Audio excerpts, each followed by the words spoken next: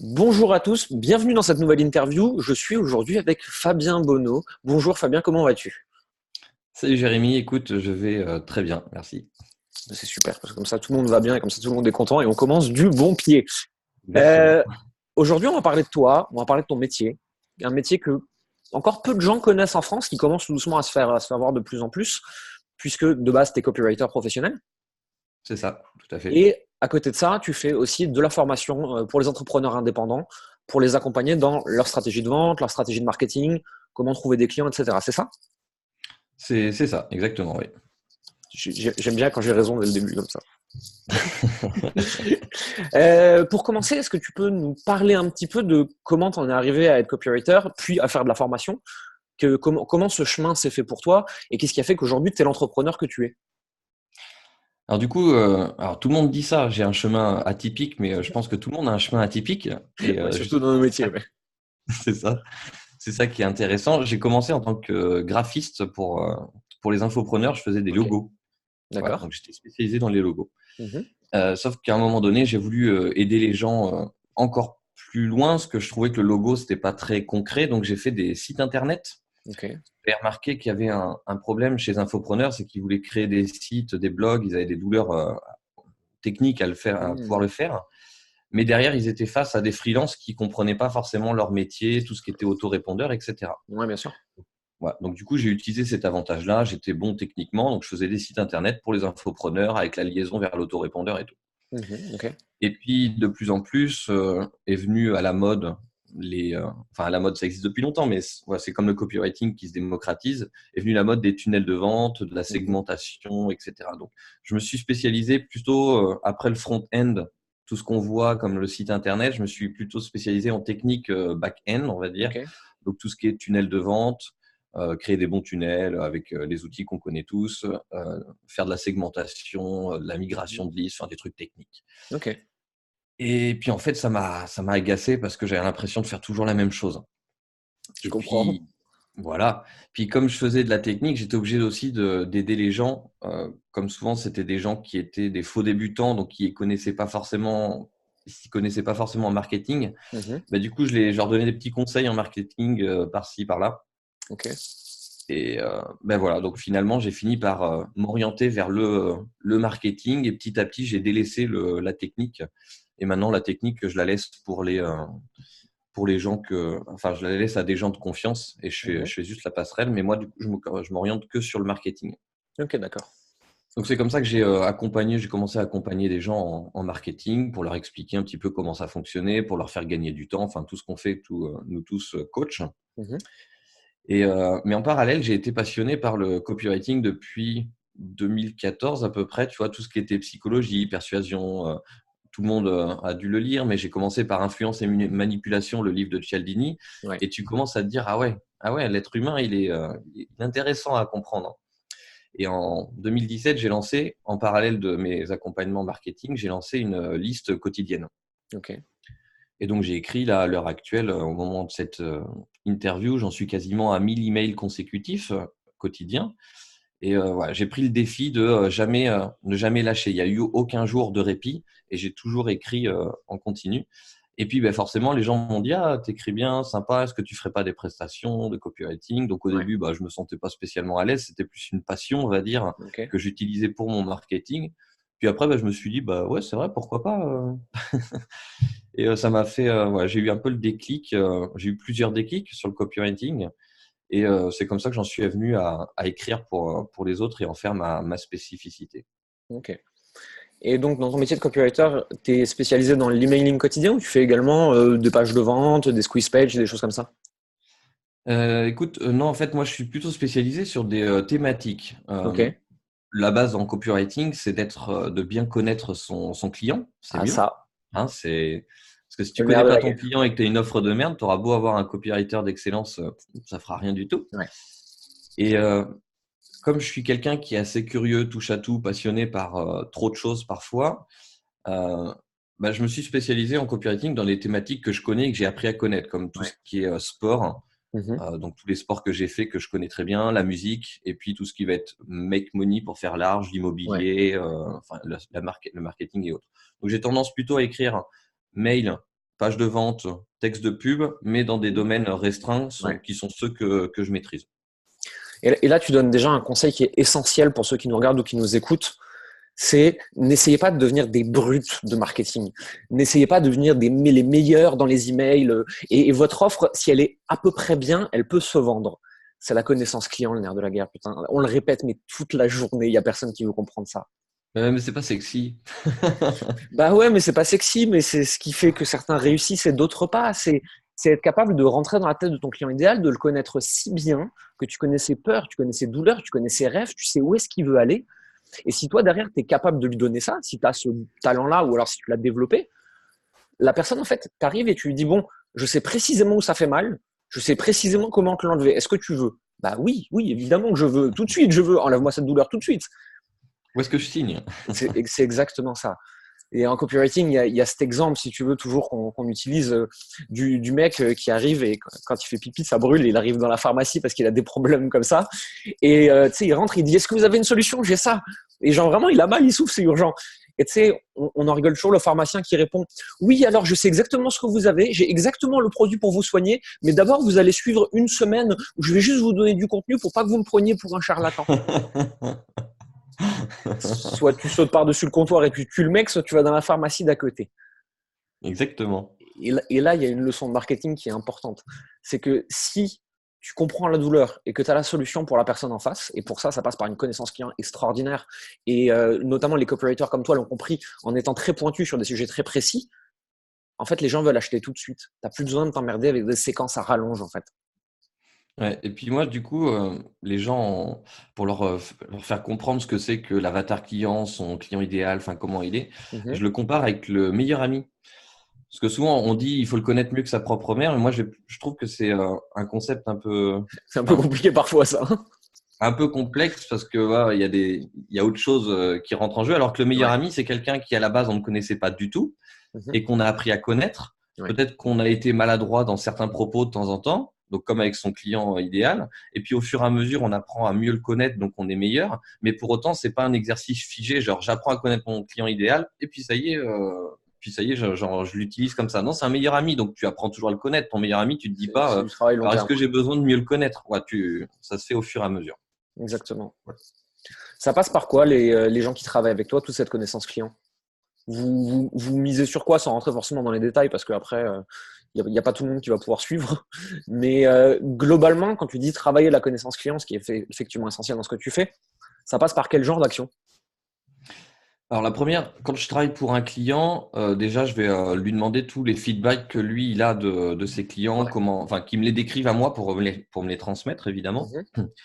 Et après sinon on va aller chercher, on va aller comment dire, on va aller chercher les clients là où ils sont et leur poser des questions et surtout enregistrer les questions. Tu vois, de le faire de manière consciente parce qu'effectivement, quand tu découvres ton meilleur ami, tu le fais de manière inconsciente. Mais si tu veux aller plus vite, tu le fais de manière, tu essayes de le faire de manière consciente. Un peu comme quelqu'un qui apprend une nouvelle langue. Quand tu es enfant, on me dit souvent les enfants, ils apprennent plus vite, plus facilement que les adultes.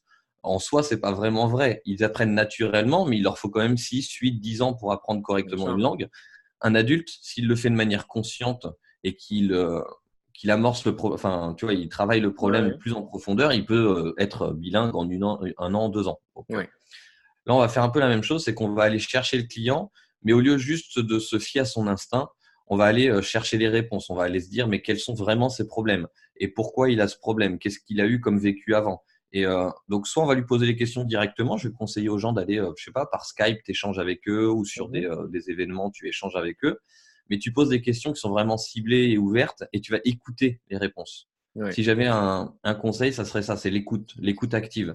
Plus tu écoutes les gens, et plus déjà ils t'aiment d'ailleurs, mais c'est pas ça le sujet, mais plus tu vas avoir d'informations importantes avec eux. Et si tu écoutes vraiment les réponses, c'est-à-dire que tu notes, tu intègres, t'es pas là dans ta tête en train de te dire alors qu'est-ce que je vais lui dire après pour le convaincre, mais vraiment tu l'écoutes avec attention, tu vas avoir des mines d'or d'informations.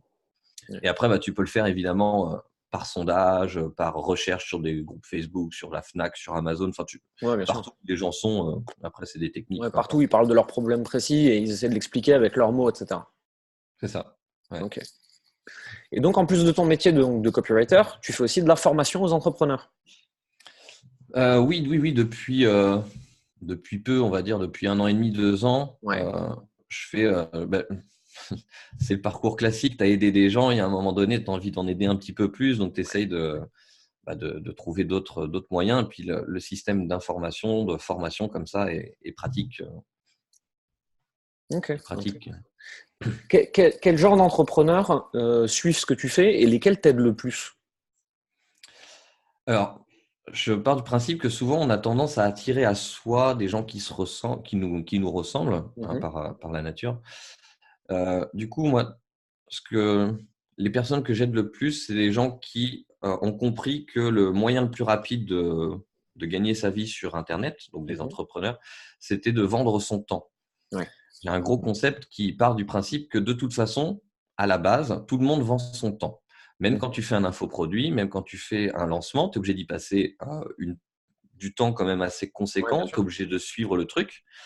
Sauf que derrière, quand tu fais un infoproduit et comme tu débutes, si tu connais pas assez bien ton client, c'est le meilleur moyen de gagner 20, 30, 40 euros par mois. Mhm. Alors qu'en vendant directement ton temps, tu as l'avantage de pouvoir tout de suite vendre des prestations dans le milieu de la prestation, 1000, 2000, 3000, qui sont assez logiques, hein, Ouais, qu'importe bien le sûr. métier que tu fasses. Et du coup, d'avoir un retour sur investissement qui est direct, qui est rapide, et surtout un retour, un feedback sur la connaissance du client qui est d'autant plus forte. Mhm. Donc moi, je pars toujours du principe que vendre son temps, c'est le moyen le plus rapide, mais de le vendre intelligemment. C'est-à-dire que tu vas vendre ton temps, mais derrière, tu vas déjà anticiper des process pour passer moins de temps, pour automatiser, pour déléguer certaines choses, etc. L'objectif, c'est pas de vendre son temps à 40 euros de l'heure et puis d'être bloqué à la fin de la semaine parce que tu n'as plus de temps. Donc C'est voilà. c'est le problème de beaucoup d'entrepreneurs. C'est le problème que moi j'ai rencontré il y a 2 ans maintenant. C'est le problème de tous mes clients, quasiment sans exception. C'est que tu arrives, tu as une bonne connaissance client, on va dire, tu as trouvé quelle cible tu voulais, quels étaient leurs problèmes, tu crées une offre, cette offre elle se vend. Au début, la plupart du temps, tu vends ton temps et effectivement, c'est une bonne stratégie de démarrage. Mais très vite, tu vas te retrouver bloqué parce que tu as trop de clients, tu peux pas en prendre plus et tu n'as plus d'heures dans ta semaine. Là, en général, tu frôles à peu près le burn-out, hein, c'est le schéma classique. Généralement, c'est des gens qui sont en train de faire entre 40 et 100 000 euros par an, selon le domaine où ils sont, selon le prix des offres et tout. Et là, il y a ce moment où il faut shifter. Il faut commencer à mettre en place des process, il faut peut-être mettre en place des équipes, ou est-ce qu'il faut créer une formation en support, il faut faire plein de choses. Et il y en a certains qui arrivent à amorcer ce virage correctement, et d'autres qui vont exploser en vol. Donc globalement, toi, c'est ces gens-là que t'aides qui sont à ce moment-là de la transition? Alors, c'est les gens qui sont à ce moment-là de la transition ou qui ont compris qu'il fallait anticiper cette Ok. transition et qui sont, même s'ils sont en train de débuter, qui vendent leur premier service, qui comprennent qu'à un moment donné, va falloir faire le virage. Mmh. Tu les aides à faire Mm. quoi, par exemple?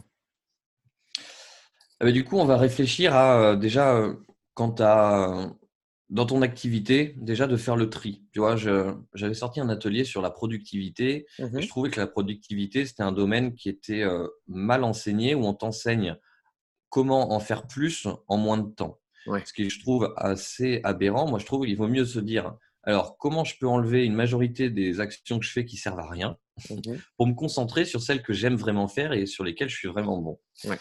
Et donc, du coup, moi, mon travail déjà avec eux, c'est de faire le tri sur leurs actions pour se concentrer uniquement sur celles qui leur apportent et celles qui ne sont pas essentielles, soit les supprimer, soit les déléguer, soit les automatiser. Ok. C'est hyper intéressant. Bon, ouais. C'est le principe du livre, je sais pas si tu l'as lu, The One Thing.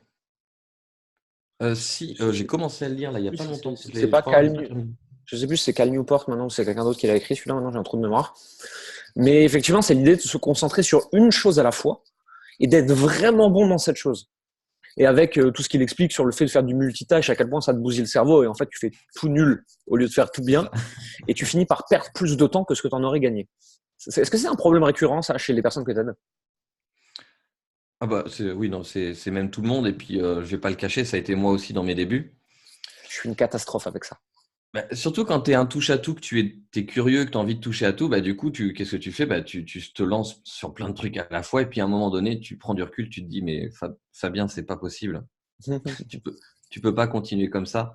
Et tu comprends le concept du one thing, de te concentrer vraiment sur une seule chose. Et Ça m'est arrivé, je ne sais plus, c'était déjà il y a 2-3 ans, je me suis lancé à fond dans l'immobilier, j'étais à fond dans la préparation de mon Ironman, j'étais à fond sur mon laboratoire du web. Au final, je me suis retrouvé à fond sur une seule chose. Par la force des choses, j'étais pas vraiment bon sur les deux autres. Et c'est récurrent chez toutes les personnes que j'aide. Ouais, mais j'ai plein d'idées, ouais, j'en lance, j'aimerais bien en lancer plusieurs et voir laquelle fonctionne le mieux. Ah ouais, mais concentre-toi sur une seule chose et tu verras. Après, tu passes à la suivante. C'est le syndrome du poulet sans tête. Moi, j'en ai tout le temps comme ça, des clients qu'on récupère qui me disent alors, j'ai une séquence mail, puis je fais des mails à côté, et puis j'ai 2 webinaires, j'ai 9 produits, j'ai un coaching, je fais aussi des vidéos sur YouTube, et puis je vais à des événements. Ok, tu dors des fois aussi ou pas? Et je l'ai vécu ce truc-là, je l'ai vécu l'année dernière, où je préparais 2 très grosses courses dans l'année. J'avais un marathon et un gros trail. Plus mon business était vraiment en train de décoller, plus j'essayais de maintenir une vie sociale, d'être en bonne santé, plus j'étais en couple. Enfin, tout ça en même temps, ça marche pas. Tu peux pas tout faire à la fois. Ça va exploser quelque part, forcément. Et d'ailleurs, il y a une courbe, un truc qui est assez intéressant. C'est un graphique que mon coach en triathlon m'a donné. En fait, tu te retrouves dans différentes zones. Tu as la zone de routine, la zone de flow, la zone de défi, la zone de panique. Ouais. Et en fait, c'est suivant le défi que tu vas te lancer et en fonction de tes compétences, bah, tu vas te retrouver dans plus ou moins telle zone. Donc, en fait, c'était pour, on parle souvent de une seule chose à la fois, mais pour aller plus loin, c'est pas vraiment une seule chose. Forcément que tu es obligé de garder ta vie ton entourage, tu es obligé de faire plusieurs choses. C'est un inconfort à la fois. Voilà. Mais tu peux pas te retrouver dans une zone de défi ou de performance dans plusieurs domaines. Impossible. Donc, il y en a, tu es obligé de les mettre en zone routine. Ouais. Tu es obligé de mettre du zone confort, zone routine sur certaines. Ouais.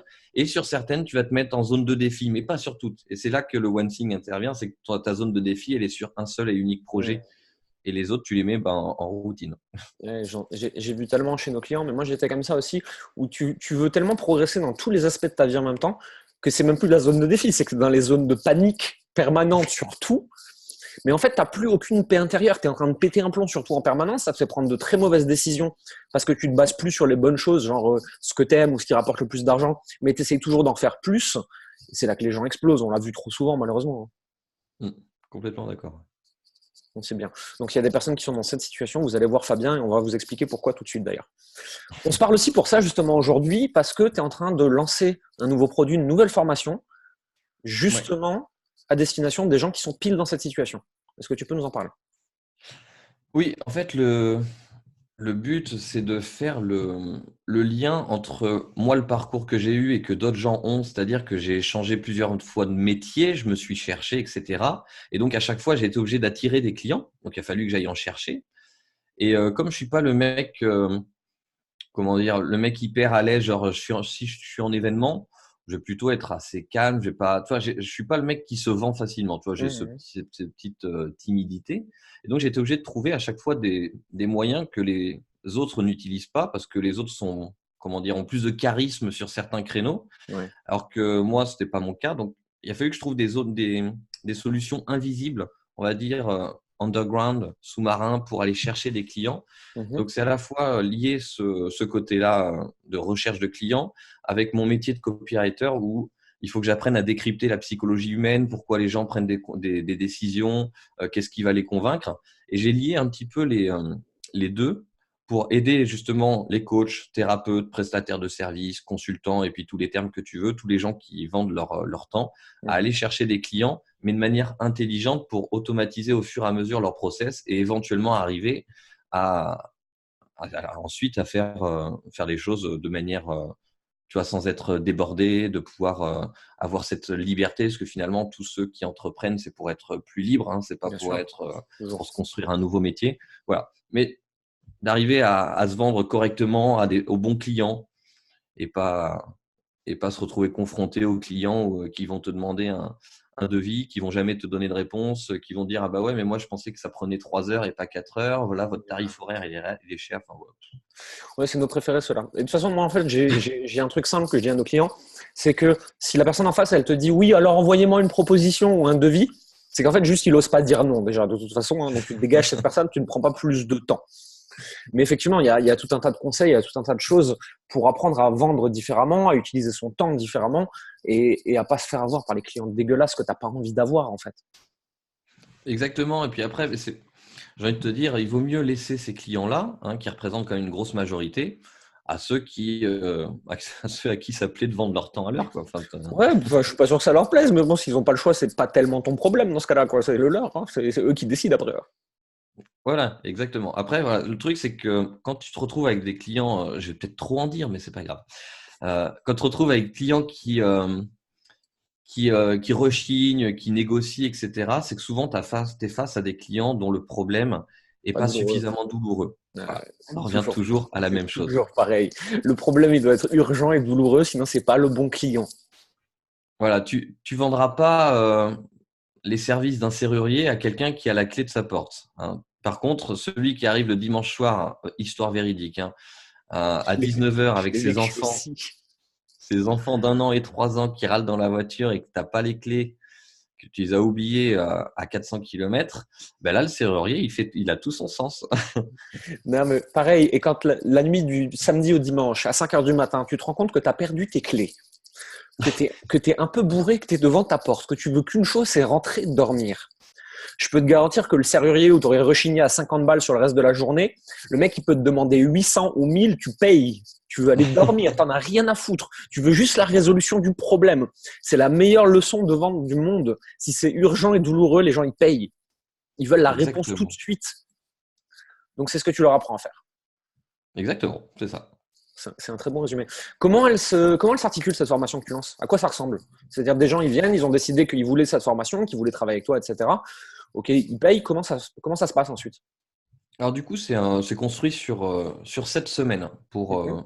Moi, j'aime pas donner un max d'informations, trop d'informations et de diluer l'information. D'ailleurs, petite anecdote, une fois, je me suis retrouvé avec une cliente en Skype. Mhm. J'ai voulu trop lui donner. Le Skype a duré, je veux pas mentir, mais je crois qu'il a duré 3 heures. J'étais vidé, j'avais donné tout ce que je pouvais, toutes les informations. Bah, pas manqué pendant 2, 3 mois. Elle est venue me redemander les mêmes choses parce qu'elle n'a pas eu le temps d'emmagasiner. Ouais, je Voilà. comprends.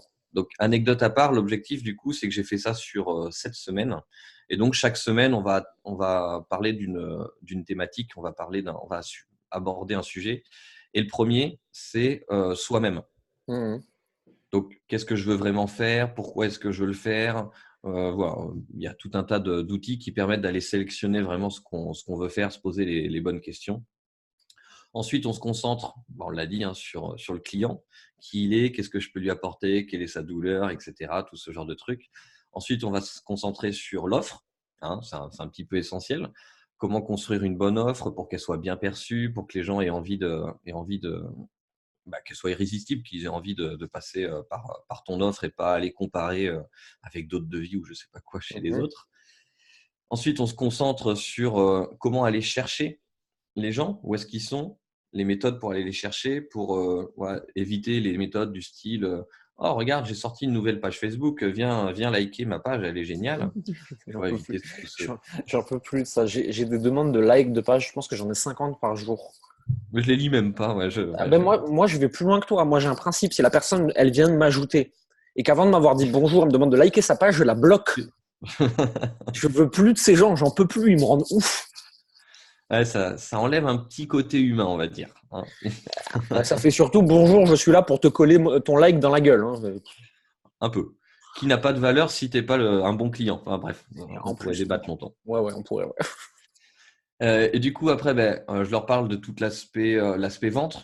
Comment passer d'une conversation, enfin, tu étais allé les chercher, comment tu vas finir par te vendre, parce que ça reste quand Ouais. même l'objectif. Mhm. Donc, toutes les techniques de négociation, de machin, Ok. tout ce que tu veux. Et après, on arrive sur la partie que j'appelle étendre, c'est-à-dire comment tu vas pouvoir étendre ton concept pour attirer plus de monde, pour y passer peut-être moins de temps, etc. et le faire de manière plus intelligente. Voilà. Ok. Hyper intéressant.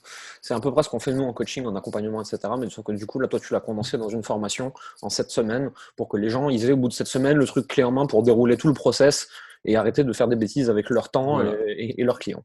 Exactement. Puis, ouais, il en faut pour tous les goûts, tu vois. Il y a ceux qui veulent se Complètement. faire accompagner, qui sont prêts à mettre Complètement. 3 000, 5 000, 10 000, 15 000 euros pour qu'on soit sur leur tête parce que sinon, ils passent pas à l'action. Mhm. Mais après, je trouve que les produits d'information, comme ça, les formations en ligne, c'est Ça peut aussi être un bon ça moyen de peut être s'y vachement mettre. bien aussi, hein.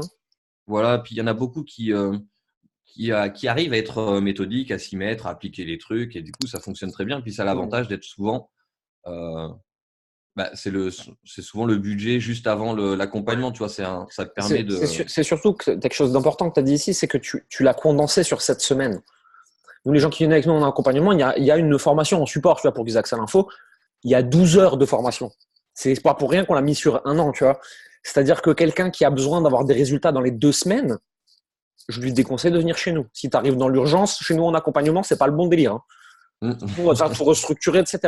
Donc c'est très bien s'il y a des gens qui nous écoutent là, qui ont besoin d'avoir des résultats rapides, qui ont besoin de mettre en place des actions rapides, c'est la formation qu'il leur faut. Oui, c'est ça, en fait. Là. Puis l'avantage, c'est que ça permet de… Tout a été formalisé, cadré, préparé à Mmh. l'avance. Donc, t'as pas ce côté qui… Enfin, tu as ce côté vraiment, tu as l'essentiel de l'information, Ouais. t'as plus qu'à la mettre en place et puis tu as un plan sur cette semaine. L'objectif concret, hein, c'est que les gens, au bout de cette semaine, ils puissent rembourser leur formation. Et Mmh. c'est simple, hein, pour la rembourser, en général, en moyenne, il faut vendre une prestation. Ouais. Pour donner un ordre d'idée, avant, je vendais, quand j'ai commencé à faire de la création de site web, tu vas rire, je vendais la création du site à 350 euros. Ça me fait penser à ma première presta en stratégie digitale à l'époque et en community management, en emailing, etc. Et où je vendais, je pense que je passais avec chaque client 10 heures par mois minimum, hein. Minimum, je vendais ça 250 euros par mois à l'époque. Ah ouais, c'était bien, Ah, t'étais lucratif, c'est bien. j'étais super bien payé. Je pense qu'aujourd'hui, pour ce prix-là, même pas je sors de mon lit, mais Mais là, voilà, c'est un peu le principe. En gros, tu as des gens qui ont aujourd'hui, qui se sous-vendent. Ben, c'est simple, hein, le site que je vendais à 300 euros, après, je finissais par les vendre sans arnaquer les gens, mais à un tarif qui était juste logique, qui était dans les 1500 euros, hein, ouais, ben, de encore, quoi sur un travailler site web, t'es correctement. encore raisonnable sur un site web à 1500 euros. Ce qui est tout à fait raisonnable, mais derrière, il y a quand même un gap de 1200 euros qui a été fait et qui rembourse complètement ce genre de formation, quoi. C'est vraiment l'objectif, cette semaine pour rembourser À l'époque où ta j'étais formation.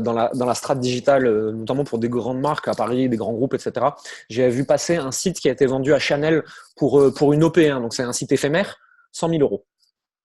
Ah oui, Et derrière, j'avais vu pareil une marque de parfum qui avait un budget pub sur 10 jours pour juste une OP qui allait obligatoirement foirer parce que la stratégie initiale était merdique, malgré que je leur ai dit 20 fois, mais bon, ça, ils voulaient pas l'écouter.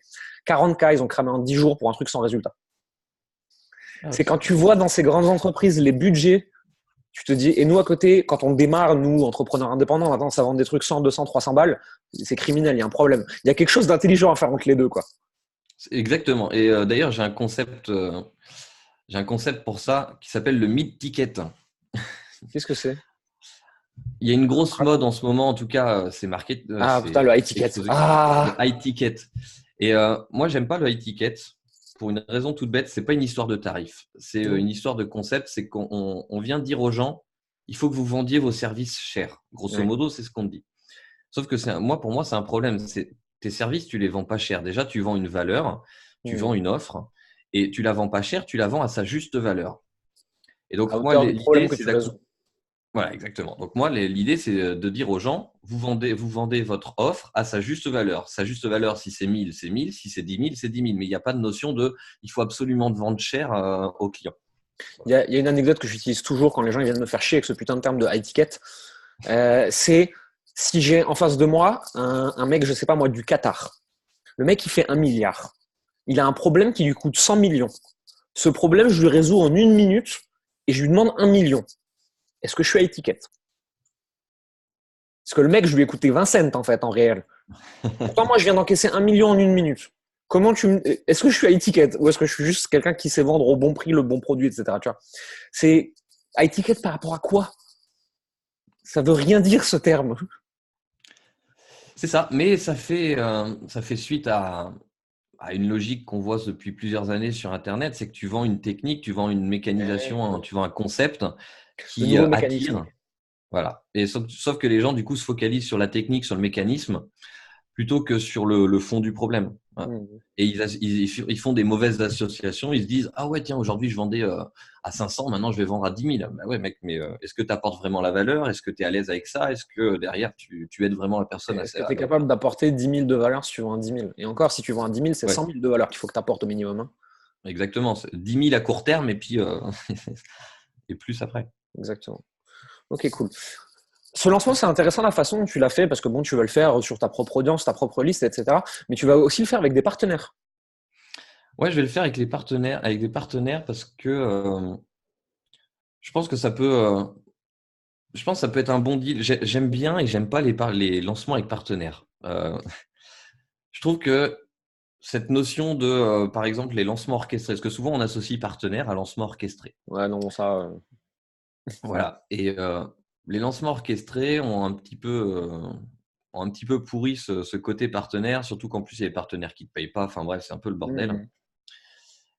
Moi, quand je cherche un partenaire, c'est pas forcément un truc qui est visible en mode tous mes copains vont parler de moi et puis après chacun va parler de tout le monde et puis en fait on se crée un petit écosystème entre potes. Pour moi, le partenariat, je vois ça vraiment comme un truc gagnant-gagnant, c'est-à-dire Ouais. que comme quand on fait du guest blogging, tu vois, on fait des articles invités chez les autres, Mhm. bah, tu viens Tu viens apporter de apporter de la la valeur. valeur à Tout à une fait. autre audience.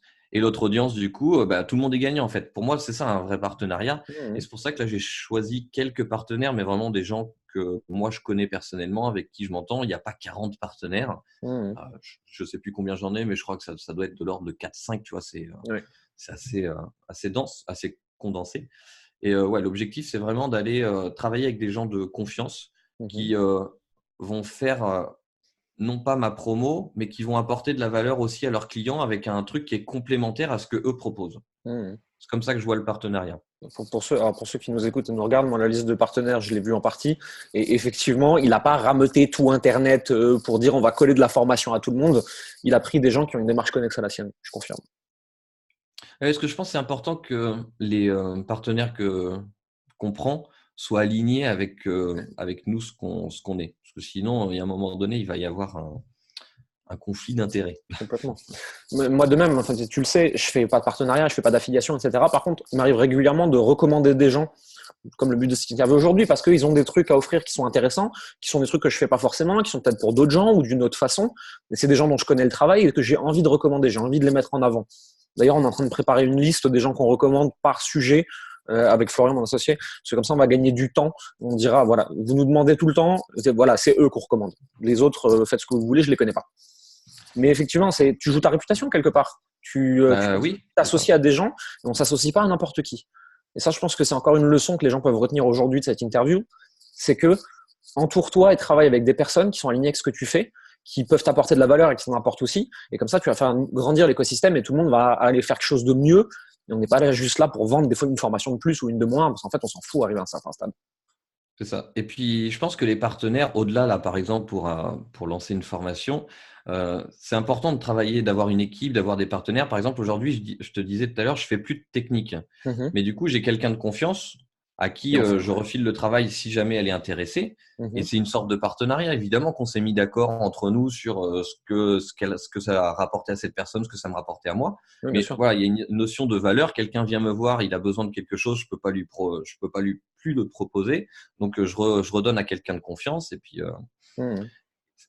c'est bon pour tout le monde, pour le client et Je suis tout à fait pour tout. d'accord avec ça. C'est aussi comme ça que je travaille. Et c'est pour ça que j'avais envie qu'on en parle aujourd'hui, pour qu'on puisse un peu montrer, entre guillemets, l'envers du décor de tout ça, tu vois, et Ouais. montrer aux gens comment c'est fait, comment ils peuvent l'utiliser aussi pour eux, tu vois, en dehors même de ta formation qui peut sûrement beaucoup les aider, mais derrière de comment elle a été pensée, pour quel type de personnes, comment toi tu as structuré les gens avec qui tu as envie de travailler.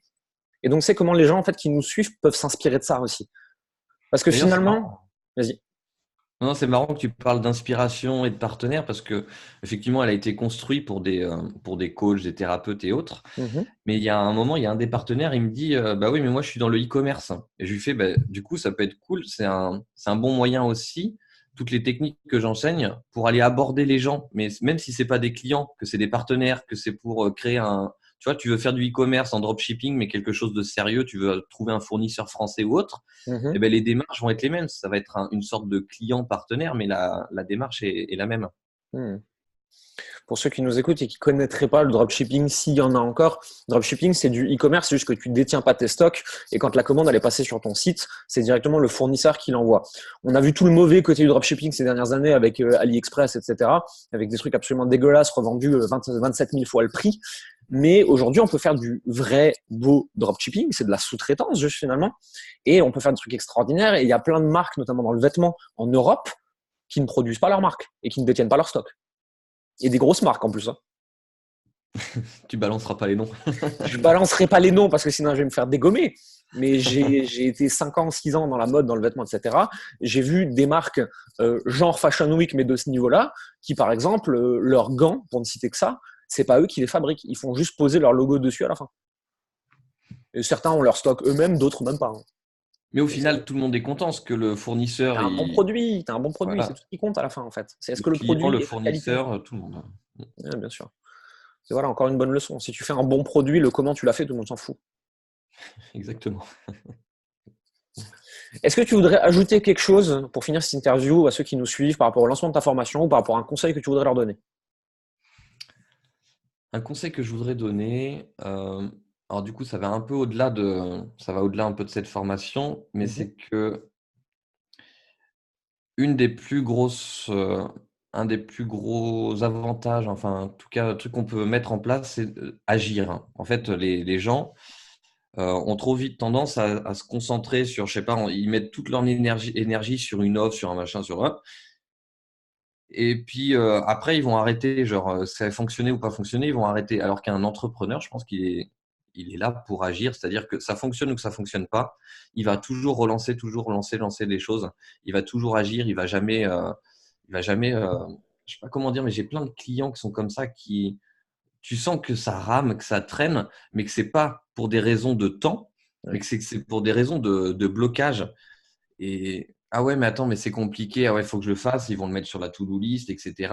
Ils ont plein de bonnes idées, ils ont plein d'idées géniales, Mais ils sont mais en bloqués. fait, ils se font déborder par le temps. Ouais. Alors qu'un bon entrepreneur, hop, il voit une opportunité, hop, il commence à tester, il met en place, ça n'a pas marché, c'est pas grave, on corrige ou on passe à autre chose. Et en fait, voilà, faut toujours, toujours, toujours agir, même quand on vend son temps. Et il faut toujours être, j'aime pas ce terme parce que c'est utilisé dans les sociétés, il faut être proactif, tu vois. Ouais, ouais. Mais c'est surtout qu'en fait, c'est l'argent et la réussite est attirée par la vitesse. Il faut tester, tester, tester. Il n'y a pas d'échec, en fait, il y a de l'expérimentation. Quand les gens ils comprennent ça, moi, avant d'avoir l'offre best-seller qui se vend très bien, qu'on vend aujourd'hui, notre offre d'accompagnement, je crois que j'en ai lancé 15, dont franchement une bonne moitié, mais c'était du foirage total. Mais j'implémentais de nouvelles idées, j'apprenais, j'avais des retours, je testais des nouvelles choses. C'est comme ça que je suis arrivé là où je suis aujourd'hui, parce que je passe à l'action très très vite. Toi, c'est la même chose. Tes clients qui font appel à toi en copywriter, c'est la même chose. C'est le passage à l'action qui différencie le truc. C'est une citation de Kazi Neistat d'ailleurs, qui disait les idées sont cheap, les idées sont surévaluées. Tout le monde a des idées. Qui est-ce qui passe vraiment à l'action? Parce que c'est ça qui fait la différence. Exactement. Je crois qu'on peut finir là-dessus. D'ailleurs, c'est une bonne phrase de fin. On mettra le lien vers ta formation en description de cette interview, qu'elle soit en audio ou en vidéo pour les gens qui nous suivent. Est-ce que tu as autre chose à leur dire? Est-ce que j'ai autre chose à leur dire? Bah, du coup, ouais, c'est le lien directement vers une masterclass pour que les gens puissent quand même Ok. avoir le temps On se rendre compte de ce que tu fais plus exactement. de se rendre compte de ce que je fais. C'est une masterclass qui dure 1 heure où je Mhm. donne plein de contenu et puis juste après, ils pourront accéder Ok. à la présentation de la formation et voir si ça les intéresse. Mais Ok. Super. voilà. Ils Bon, bah, profitent de écoute, cette masterclass, il y a plein de, on il y a plein de pépites dedans. on leur mettra le lien vers la masterclass et comme ça, ils pourront se faire une idée eux-mêmes de ce que tu fais et de comment ça peut les aider. Ça marche. Parfait. Bah écoute, merci pour ton temps, Fabien, c'était cool. Ben, Et puis, merci à ben, toi. on se reparle vite. Merci à tous de nous avoir écoutés. J'espère que vous avez relevé toutes les informations intéressantes qu'il y avait dans cette interview. Il y en avait de nouveau beaucoup, comme d'habitude. Et surtout, n'oubliez pas de les mettre en application et de vous bouger. Il n'y a pas d'échec tant que vous êtes dans l'action. Exactement. Et voilà, ce sera notre mot de la fin. À bientôt. Ciao.